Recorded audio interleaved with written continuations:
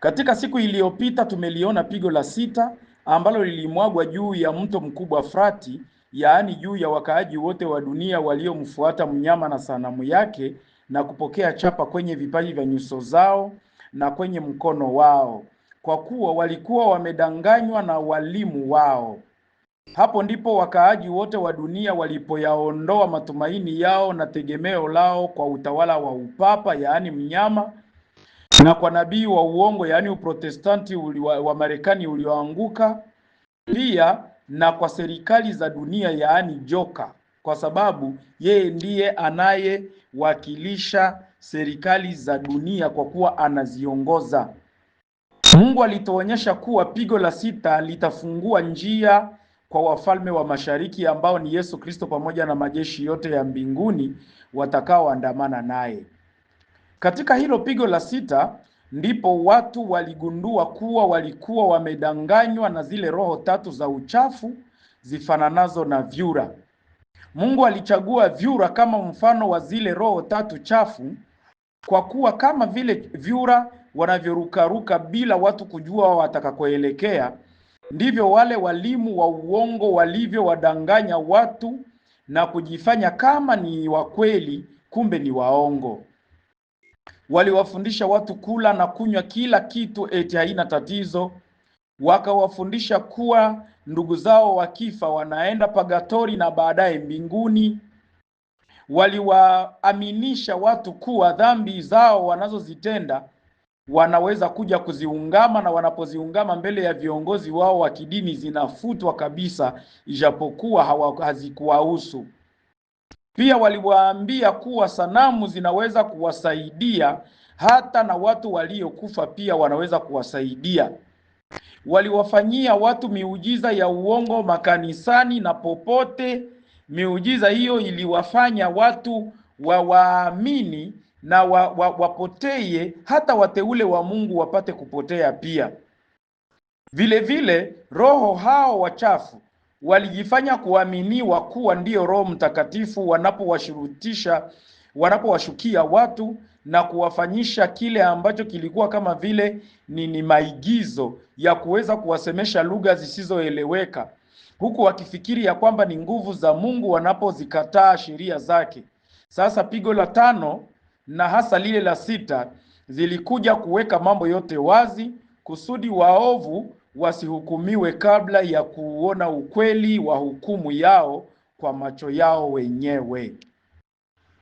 Waumini wao watakapogundua kuwa zilikuwa nguvu za mashetani, watatamani kuwashika wale viongozi wao na kuwaua, lakini hawataweza, kwa kuwa shetani atawapa njia mbadala. Shetani atawaambia kwamba hawana tena la kubadilisha, na baada ya kuona kuwa hawana tegemeo tena, shetani atawaonesha kuwa wale waishikao sabato ya Bwana, ambaye ndiye mwenye mamlaka juu ya hayo mapigo, ndio wanaosababisha haya mapigo ya wajie wao. Kwa hiyo akawaambia ya kwamba wajitahidi kuanza kuwaua watakatifu wa Mungu na mateso yatakoma. Hapo sasa ndipo wale waasi wataamua kuanza kuwaua watu wa Mungu, lakini jemadari wao wa mbinguni ataingia mwenyewe vitani na kushuka ili kupambana na watu wale ambao ni waovu na kupambania watu wake ambao walishika sheria yake na kuendelea kuwa waaminifu kwake. Na hatua ya kwanza ya wokovu wao sasa, wale washikao sabato yake, itakuwa ni kuanguka kwa pigo la saba juu ya waabudu wa mnyama. Hasa hebu tuangalie lile pigo la saba, namna gani linavyoanza. Pigo la saba linapatikana katika kitabu cha Ufunuo sura ya 16 mstari wa 17 hadi 21. Nayo inasema, na huyo wa saba akakimimina kitasa chake juu ya anga. Sauti kuu ikatoka katika hekalu, katika kile kiti cha enzi, ikisema, imekwisha kuwa. Pakawa na umeme na sauti na radi, na palikuwa na tetemeko la nchi kubwa, ambalo tangu wanadamu kuwako juu ya nchi hapakuwa namna ile, jinsi lilivyokuwa kubwa tetemeko hilo. na mji ule mkuu ukagawanyika mafungu matatu, na miji ya mataifa ikaanguka, na Babeli ule mkuu akakumbukwa mbele za Mungu kupewa kikombe cha mvinyo ya ghadhabu ya hasira yake. Kila kisiwa kikakimbia, wala mlima haikuonekana tena, na mvua ya mawe kubwa sana ya mawe mazito kama talanta ikashuka kutoka mbinguni juu ya wanadamu. Wanadamu wakamtukana Mungu kwa sababu ya lile pigo la mvua ya mawe, kwa maana pigo lake ni kubwa mno. Mwisho wa kunukuu. Kama nilivyotangulia kuwaambia ni kwamba msikubali mtu yeyote kuwadanganya kwamba mapigo haya 7 yatatupwa duniani wakati kanisa la Kristo litakuwa limekwisha kunyakuliwa. Narudia tena kuwaambia kwamba huo ni uongo hatari kutoka kwa Shetani, kusudi watu wawe wazembe wa kujiandaa kwa ujio wa Yesu Kristo mara ya pili. Ni baada ya mapigo haya 7 kumaliza kazi yake duniani ndipo Kristo atatokea na atatangulizwa au atatanguliwa na pigo lile la 7. Kwa hiyo tuwe makini tusije tukadanganywa. Hebu tuone tafsiri sasa ya shairi hili. Wakati kitasa cha 7 kilimwagwa kwa wakaaji wa dunia, palitokea mambo ambayo ni ya muhimu kuona. Jambo la kwanza, malaika wa 7 tafadhali. Malaika wa 7 anamwaga kitasa chake juu ya anga. Ni kusema hakuna atakayeponyoka pigo hili miongoni mwa wanao mwabudu mnyama walio duniani. Ndiyo maana inamwagwa juu ya anga. Kila mmoja atawajibika, atashiriki. Sauti iliyosema imekwisha kuwa ni sauti ya Kristo aliyekuwa akifanya kazi ya ukuhani. Hapo amesema kuwa hakuna tena kazi ya kufanya hekaluni, yote yamekamilika. Na maana yake nyingine tutaiona tunapoendelea hapo mbele. Sasa aliposema imekwisha kuwa, kukawa na umeme, sauti, radi na tetemeko kubwa la nchi ambalo halijawahi kutokea tangu kuweko kwa wanadamu usoni pa nchi. Ndiyo maana wale wanaosema kuwa watakatifu watakapoenda mbinguni wao watabaki hapa duniani wakiirithi hii nchi inayozeeka, watakuwa wapi sasa wakati huo, na watarithi nini? Haya mabomoko ndiyo watakayorithi huku wakiwa na majipu mwili mzima. Tulishasikia ya kwamba wakati mji Babeli utagawanyika sehemu 3, lakini miji ya wanadamu hayo itaanguka. Na hiyo miji kuanguka ni kwamba hakutakuwa chochote kitakachobaki kikisimama. Nyumba zote na kila kitu vitakuwa vimeharibika, na tetemeko lile ndilo litakaloharibu. Hakutakuwa kitu cha kurithi hapo, wala warithi wa vitu hivyo hawatakuwepo, kwa maana waovu watakuwa kwanza hawako, na wenye haki nao watakuwa hawako. Sasa hayo ni maovu tu yatakayokuwa yanajaa duniani, na yale maovu hakuna mtu ambaye ameahidiwa kurithi yale maovu. Jambo la kufuata, mji ule Babeli mkuu umegawanyika sehemu 3 na kusambaratika sababu ya hasira ya Mungu. Usifikiri kuwa huu mji Babeli ni mji halisi, bali utapata jibu katika Ufunuo sura ya 17. Hebu tusome Ufunuo sura ya 17 mstari wa 3 na mstari wa 18 ili tujue huyu mji uliogawanyika sehemu 3 ni mji upi. Hiyo ni kauli ya unabii.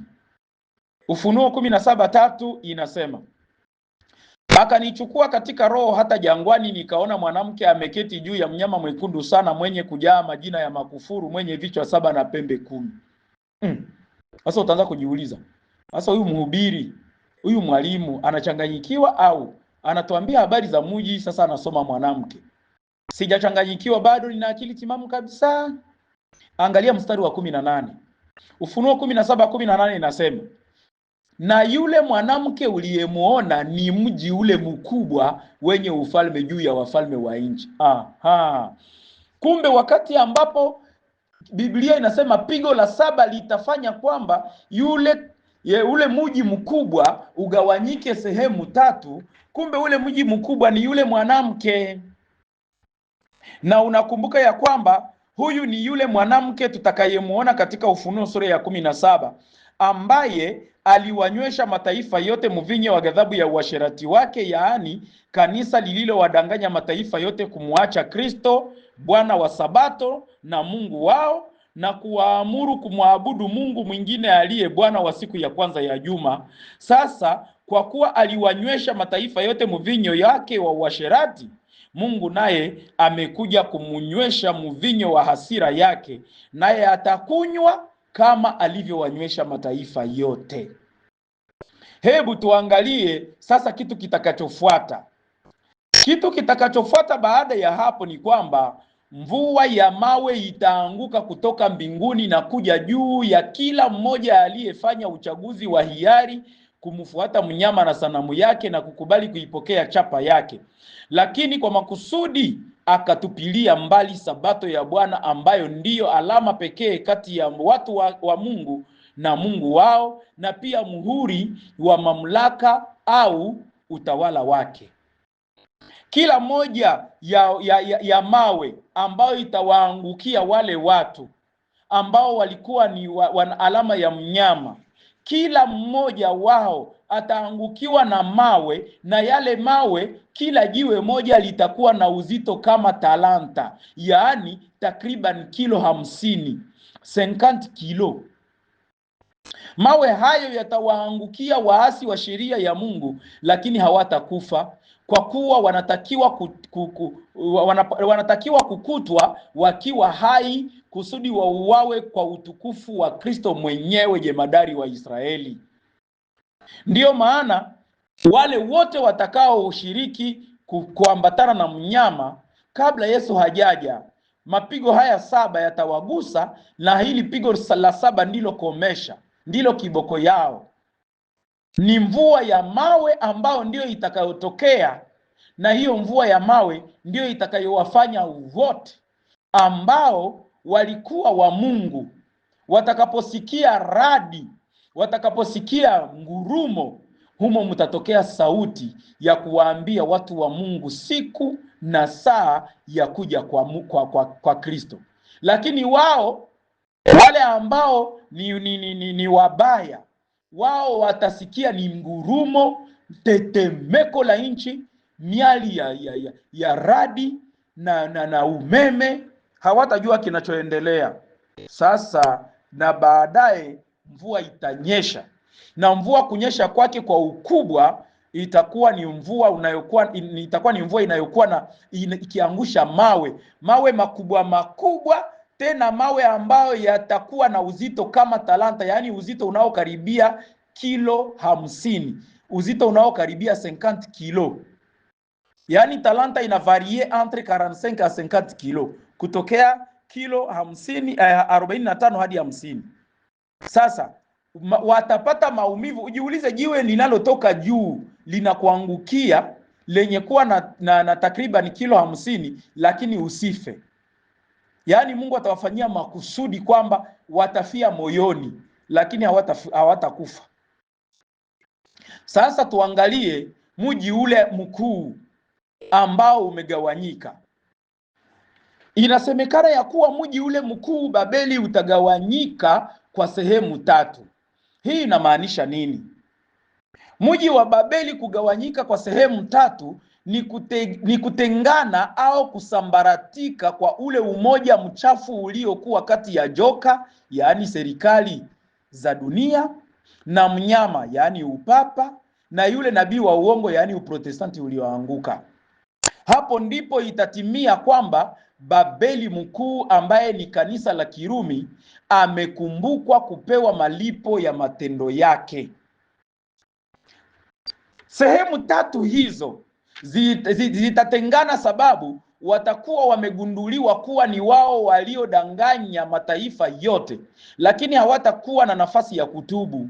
Na kwa kuwa katika pigo la 5 dunia yote iligundua kuwa ni walimu wao wa dini ndio waliowapoteza, lakini katika pigo la 6 Mungu akawaachia tena nafasi wapate kupatana ili wapate kuwaua watu wa Mungu. Sasa hata hivyo, kabla ya kutekeleza ule mpango wao wa kuwaua watu wa Mungu, sauti ilitoka katika kile kiti cha enzi ikisema, imekwisha kuwa. Hii pia inamaanisha, kwa sababu ni sauti ya Yesu mwenyewe ambayo inatoka ikitoa tangazo la faraja juu ya watu wote ambao walikuwa wanamwabudu Mungu, ambao ndio watu wake Israeli. Huo ndio mwisho wa taabu ya Yakobo, kwa sababu haya mateso yanaitwa taabu ya Yakobo. Mateso ambayo yanaletwa na mnyama dhidi ya taifa la Mungu yanaitwa katika unabii taabu ya Yakobo. Na ndiyo maana Israeli ndiyo itafurahia hiyo tangazo inaposemwa imekwisha kuwa, yaani hakuna tena mateso, mateso yamefikia mwisho. Kama vile kazi ya maombezi imefikia mwisho katika hekalu la mbinguni, vile vile mateso ambayo alikuwa akiwafanyizia huyu mnyama na sanamu yake sasa nayo yamefikia mwisho. Mungu sasa anakuja kuwageuzia kikombe.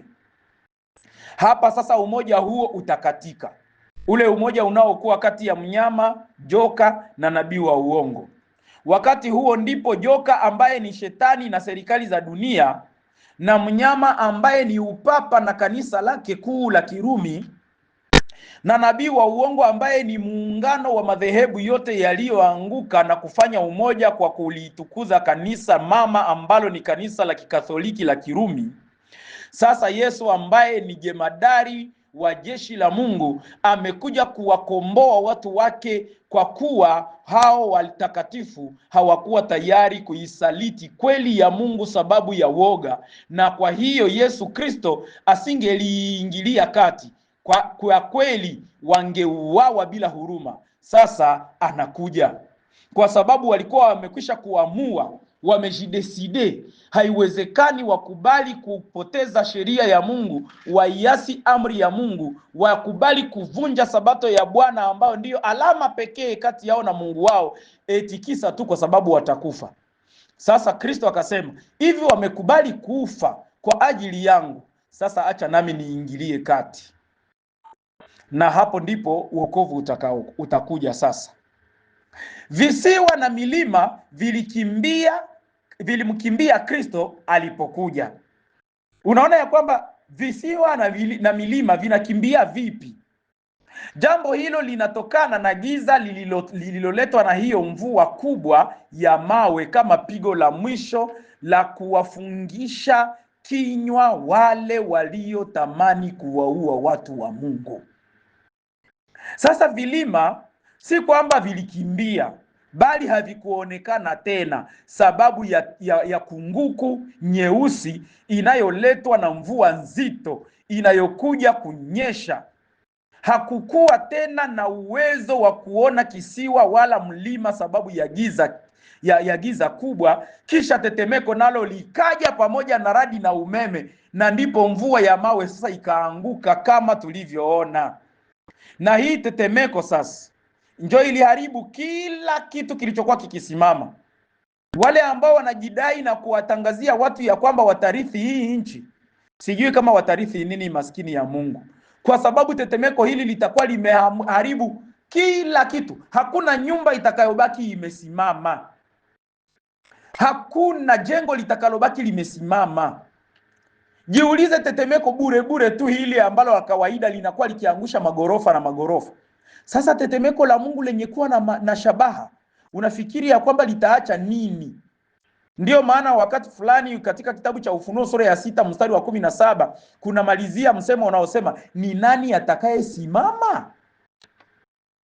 Sasa Yesu anayekuja anakuja na utukufu, na huo utukufu wake utakuwa na sura mbili, kwa kuwa vikundi vinavyohusika ni viwili. Vikundi vitakavyohusika na kuja kwa Yesu ni viwili. Sasa Kristo naye atakuja na sura mbili. Sikiliza vizuri hapa. Sura ya kwanza atakayokuja nayo Kristo itakuwa ni sura kwa watakatifu. Kwa watakatifu Yesu atakuja kama jua la haki. utukufu wake utawabadilisha watakatifu. Haleluya. Zaburi ya 84 mstari wa 18, mstari wa 11. Psalm 84 11e vers inasema, kwa kuwa Bwana Mungu ni jua na ngao, Bwana atatoa neema na utukufu, hata wanyima kitu chema hao waendao kwa ukamilifu. Haleluya. Kumbe kwa watakatifu, kwa watakatifu wale waendao kwa ukamilifu, Yesu atakapokuja atakuja kama jua la haki, na kwa sababu atakuja na utukufu mwingi, ule utukufu utawabadilisha. Yeye ni jua la haki. Malaki sura ya 4 mstari wa 2 inasema, lakini kwenu ninyi mnaolicha jina langu, jua la haki litawazukia, lenye kuponya katika mbawa zake, lenye kuponya katika mbawa zake, nanyi mtatoka nje na kucheza cheza kama ndama wa mazizini. Unaona, kwa dakika moja kufumba na kufumbua, watakatifu watabadilishwa. Angalia Wakorintho wa kwanza sura ya 15 mstari wa 51 hadi 55. Fanya angalisho wewe unazoea kuwaambia watu ya kwamba hakuna mtu ambaye atakayebaki bila kufa. Sote tutakufa. Huo ni uongo. Biblia haikubali ya kwamba watu wote watakufa. Yesu atakapokuja atawakuta wamoja wakiwa hai ambao hawataonja mauti. Wakorintho wa kwanza sura ya 15 mstari wa 51 hadi 55 nayo inasema, angalieni na waambia ninyi siri, hatutalala sote, lakini sote tutabadilika kwa dakika moja, kufumba na kufumbua, wakati wa parapanda ya mwisho. Maana parapanda italia na wafu watafufuliwa, wasiwe na uharibifu, nasi tutabadilika. Maana sharti huu uharibikao uvae kutokuharibika, na huu wakufa uvae kutokufa. Basi huu uharibikao utakapovaa kutokuharibika, na huu wakufa utakapovaa kutokufa, hapo ndipo itakapotimilika lile neno lililoandikwa, mauti umemezwa kwa kushinda. Kuu wapi ewe mauti kushinda kwako? Wapi ewe mauti uchungu wako? Unaona, kumbe Yesu atakapokuja na utukufu wake kwa wenye haki, ule utukufu hautawadhuru, bali utawafanya wao wabadilike. Na katika kule kubadilika, watakuwa wakibadilika na waovu wakiwatazama. Waovu watashangaa kuona miili mipya inapewa kwa wale ambao inapeanwa kwa wale ambao waliishika sheria ya Mungu wakakubali kufa kuliko kuiasi. Sasa nao wataanza kuona kile walichokipoteza. Punde tu baada ya kubadilishwa, watakatifu watavikwa nguvu mpya ambazo zitawafanya kunyakuliwa hadi angani. Unaona? Watakatifu watapewa nguvu mpya zitakazowafanya wanyakuliwe hadi angani baada tu ya kubadilishwa. Angalia Wathesalonika wa kwanza sura ya 4 mstari wa 16 hadi 17 inasema, kwa sababu Bwana mwenyewe atashuka kutoka mbinguni pamoja na mwaliko na sauti ya malaika mkuu na parapanda ya Mungu, nao waliokufa katika Kristo watafufuliwa kwanza. Kisha sisi tulio hai tuliosalia tutanyakuliwa pamoja nao katika mawingu, tutanyakuliwa pamoja nao katika mawingu, tutanyakuliwa pamoja nao katika mawingu, ili tumlaki Bwana hewani, na hivyo tutakuwa pamoja na Bwana milele. Sasa wewe utabakia hapa, utabaki wewe ni Bwana, ni mtu wa nani? Waliokufa katika Kristo watafufuliwa kwanza, kisha sisi tulio hai tutanyakuliwa pamoja nao. Sasa wewe utakuwa wapi? Wewe mwenye unasubiri utarithi zile nyumba zenyewe zitakuwa zimebomolewa na tetemeko kubwa litakalotangulia kuja kwa Yesu. Pole sana. Sikiliza. Huu sasa ndio unyakuo wa kanisa la Kristo. Tutakaa pamoja na Bwana milele. Utakuwa ni unyakuo baada ya mateso, si kabla ya mateso, bali ni baada ya mateso yatokayo kwa yule mnyama. Tena itakuwa ni kwa njia ya wazi, si kwa njia ya siri kama shetani anavyofundisha kwa vinywa vya wahubiri wengi. Eti mtakuwa mnaulizana, mama fulani alishaenda wapi? Amenyakuliwa. Baba fulani mbona alikuwa hapa anazoea kushonea viatu hapa, mbona leo hajafika? Amenyakuliwa. Dereva alikuwa anaendesha gari, sasa gari akanyakuliwa, lile gari likaenda likagonga mahali fulani likafanya ajali. Huu ni utapeli wa maandiko matakatifu. Hakuna popote utakaposoma hayo ndani ya kitabu cha Biblia tangu mwanzo hadi Ufunuo.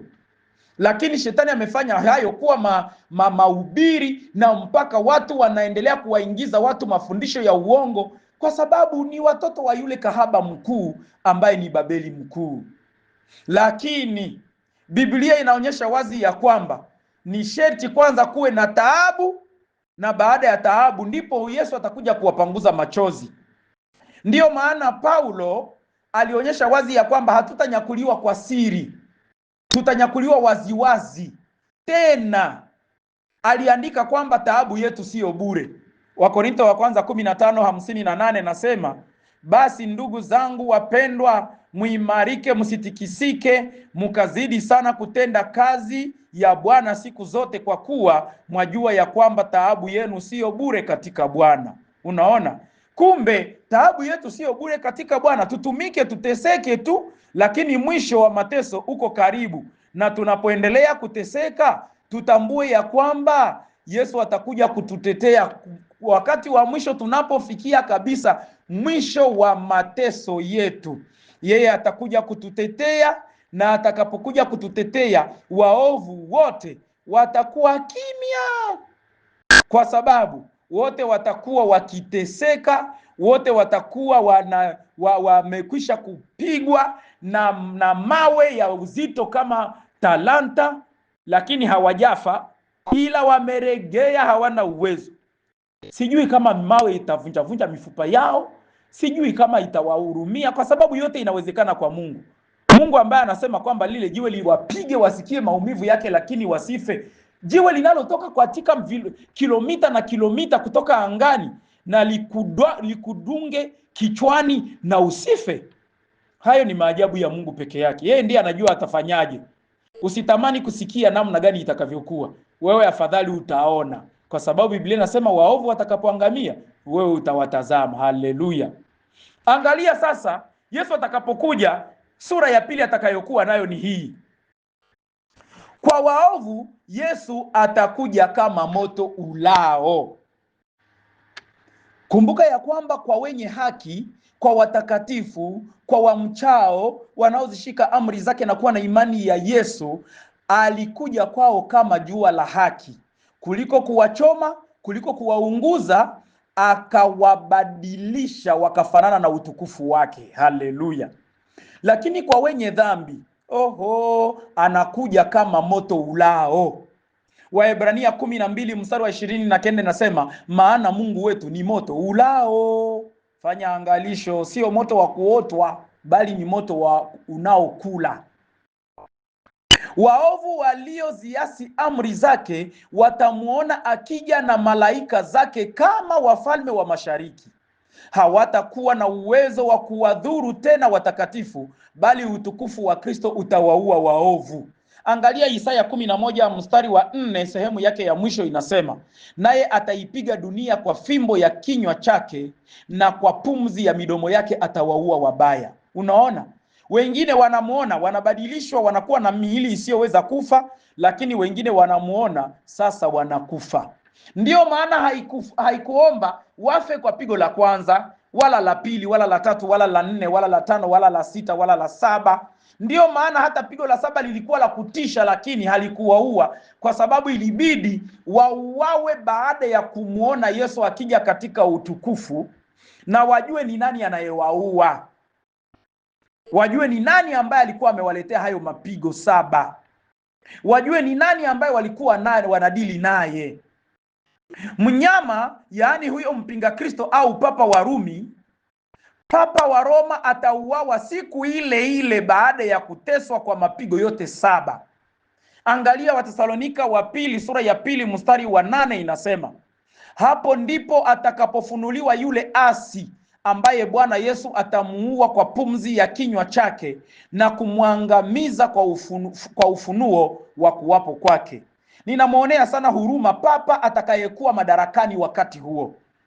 Papa atakayekuwa akitawala Vatikano Yesu atakapokuja, wakati ambapo watakuwa wamekwisha kuwashurutisha watu wote kuabudu siku moja dunia nzima, wawe na siku moja ya ibada, watakapokuwa wamekwisha kufanya dunia nzima iwe na pesa ya aina moja, watakapokuwa wamekwisha kusema ya kwamba dunia nzima inakuwa na amani, hakuna vita tena, watu wote wanakuwa na maisha ya raha, kipindi kile yule papa atakayekuwa madarakani, pole sana kwake, kwa sababu naye atafikia wakati ya kupata chake. Yesu Kristo atamuua kwa pumzi ya kinywa chake. Sasa itakuwaje kwa wale wote ambao walikubaliana na uongo wake ule papa? Wale wote waliokubaliana na uongo wake walipokuwa wanafanya mzaha na ukweli unaofundishwa, wanapokuwa wakisikia tukisema wanawaza tunatungatunga mambo yetu, hao wote pia watakufa na watauawa na Kristo, watauawa na pumzi ya kinywa chake, upanga unaotoka katika kinywa chake, na baadaye wanageuka kuwa chakula cha ndege. Ufunuo sura ya 19 mstari wa 21 inasema, na wale waliosalia waliuawa kwa upanga wake yeye aliyeketi juu ya yule farasi, upanga utokao katika kinywa chake, na ndege wote wakashiba kwa nyama zao. Unasikia? Ndege wote wakashiba kwa nyama zao. Kumbe usifikiri ya kwamba wale ambao watakuwa wamemuasi Kristo wao watahurumiwa. Kuna mwanamke mmoja ambaye ninakumbuka nilikuwa nikijadiliana naye kuhusiana na mapigo haya 7 siku moja, ndipo akasema hapana, na Mungu naye si yuko anaona kama si walitudanganya. Sisi tunafuata kenye tulifundishwa. Kama tunafuata kenye tulifundishwa, hapana, haiwezekani, na atakuwa na huruma.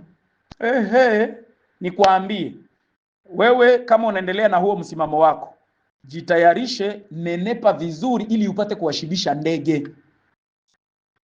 Tangu wakati huo Yesu atakapokuja na kuwaua wale waovu na papa wao wa Roma, tangu wakati huo ndipo dunia itabaki kimya bila watu. Ikiwa itakuwa ni na hali hiyo muda wa miaka 1000. Tutaona zaidi kuhusu hilo katika sura ya 20 ya kitabu hiki cha Ufunuo. Huku ndiko kunakoitwa kufungwa kwa shetani miaka 1000. Kwa sababu gani kunaitwa kufungwa kwa shetani miaka 1000? Sikiliza, Yeremia anatuambia vizuri. Dunia itakuwa ukiwa. Watu wa Mungu watakuwa wamekwenda mbinguni. Waovu watakuwa wameuawa na pumzi ya kinywa cha Kristo. Shetani atabaki na malaika zake wanakosa kazi. Watabaki tu katika dunia hii yenye harufu za viozo vya wale ambao walikuwa wakicheza na maisha, wakivurugana na Kristo, wakitesana na watu wa Mungu, wakiwavuruga watu watakatifu wa Mungu waliokuwa wakiwafundisha. Watu wa Mungu wanateseka watu wa Mungu wanateseka kwa sababu wanawatia katika hali isiyokuwa ya kawaida kwa mateso. Lakini pia watu wa Mungu nao wanawatesa wale waovu kwa sababu kila neno wanalowaambia ni upanga. Biblia inasema ya kwamba nitawakatakata kwa vinywa vya manabii. Kumbe tunatesana.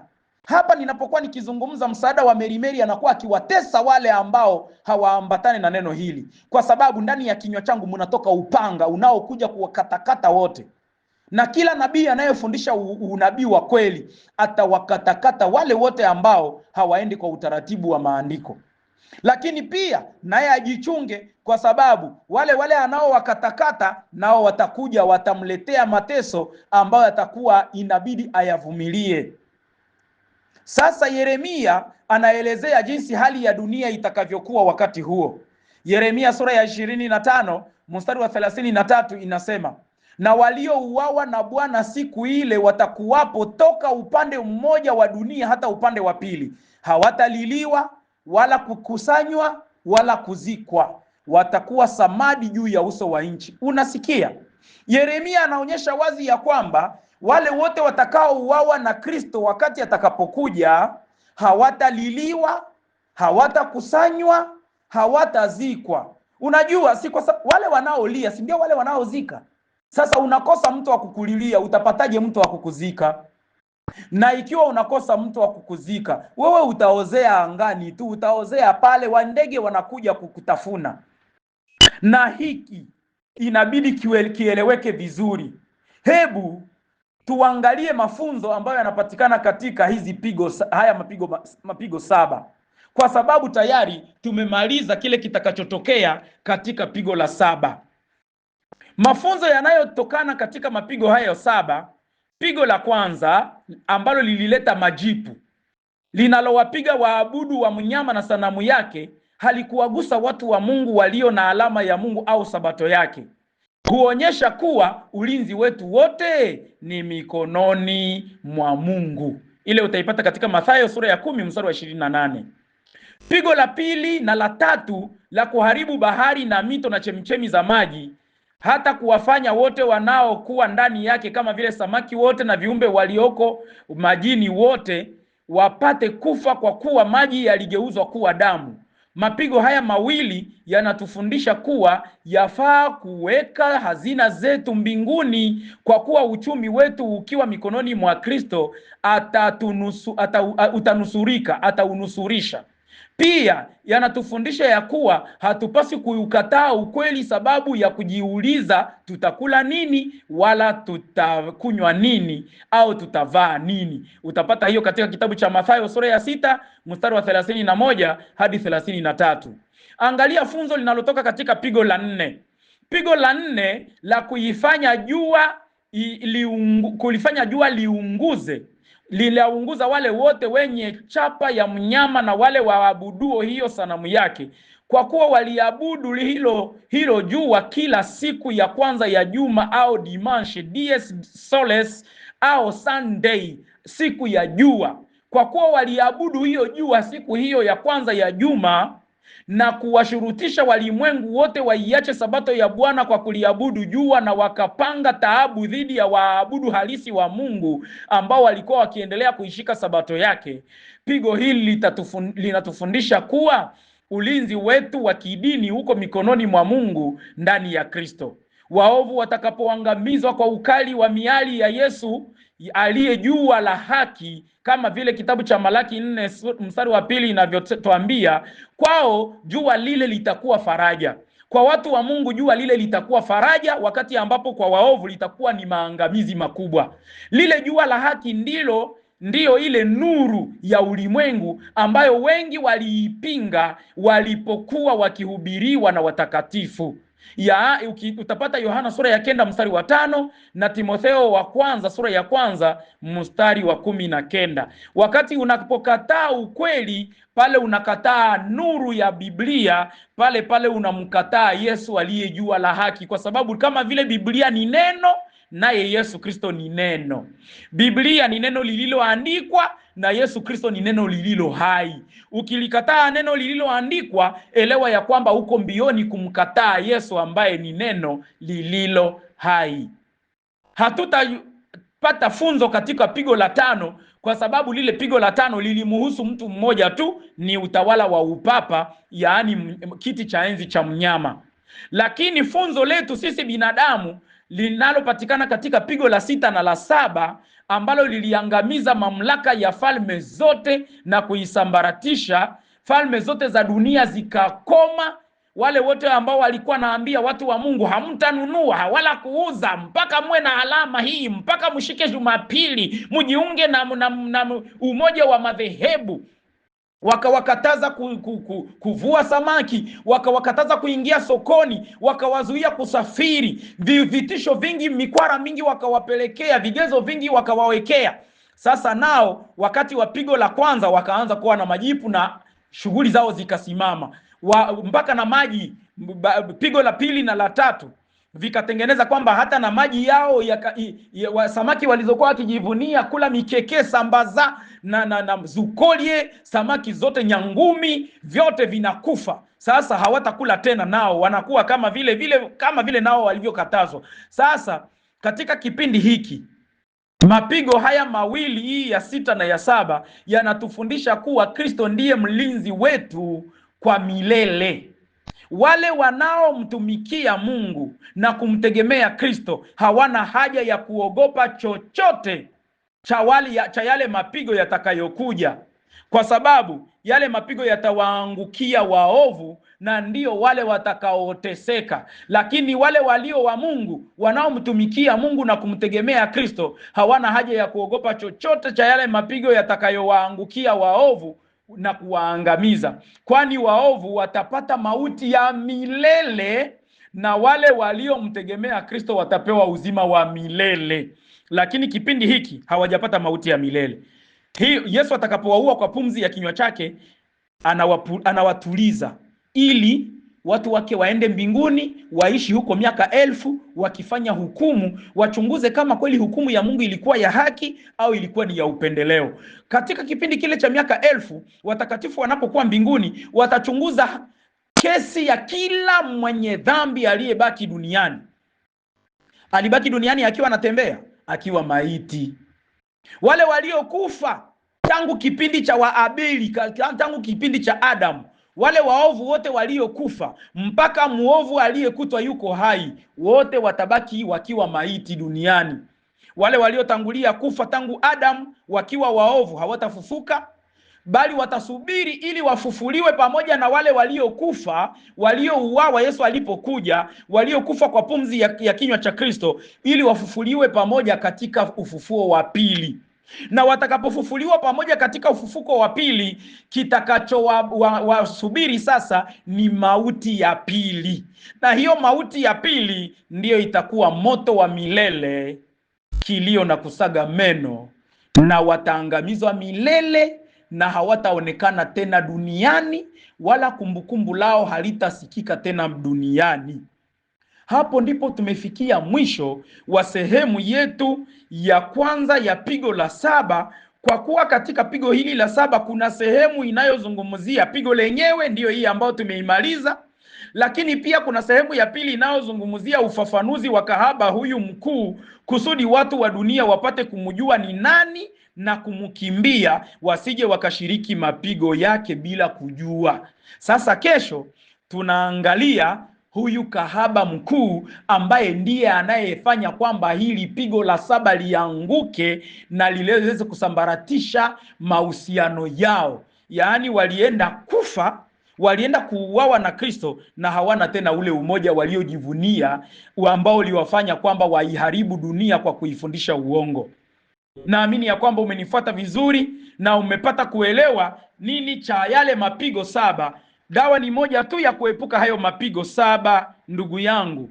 Shika amri ya Mungu, shika sheria ya Mungu, tafuta njia ya ibada ya kweli, umwabudu Mungu wa kweli katika siku ya kweli, kwa namna ya kweli na katika kweli. Hapo ndipo utaweza kuepuka na hizi zote ambazo ni balaa zinazowasubiri wale waliopingana na ukweli wake. Ikiwa unatamani iwe hivyo kwako, hebu nyenyekea tuombe. Baba yetu na Mungu wetu uliye juu mbinguni, asante kutujulisha siri hii ambayo ni zito, ngumu, kubwa, ya kuogofya. Lakini tunakushukuru kwa sababu umetupatia mwelekeo ili tupate kuepukana na hatari inayoujia ulimwengu.